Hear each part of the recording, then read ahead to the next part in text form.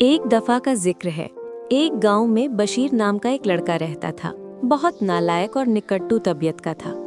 उसके स्कूल में उस्ताद और उस्तानी सब उससे नाला रहते थे और साथी भी उसका मजाक उड़ाते थे। एक दिन बशीर की माँ स्कूल आई और उस्तानी जी से अपने बेटे की पढ़ाई के बारे में बात करना चाहें।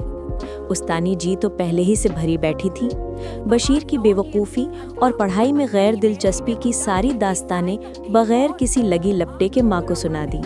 मजीद कहा कि ये लड़का इतना नालायक है कि अगर इसका बाप जिंदा होता और बैंक का मालिक भी होता तब भी इसे नौकरी पर नहीं रखवा पाता।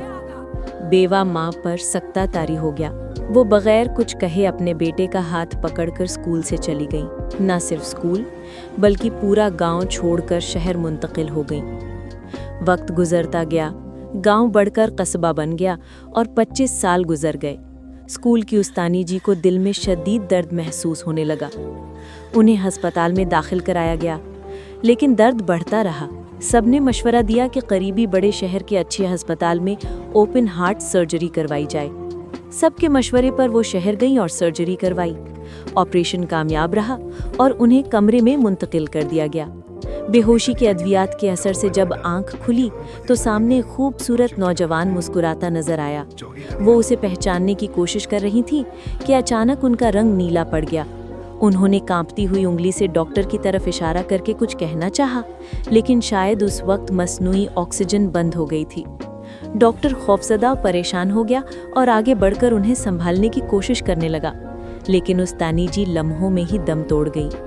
डॉक्टर की आंखों में आंसू थे।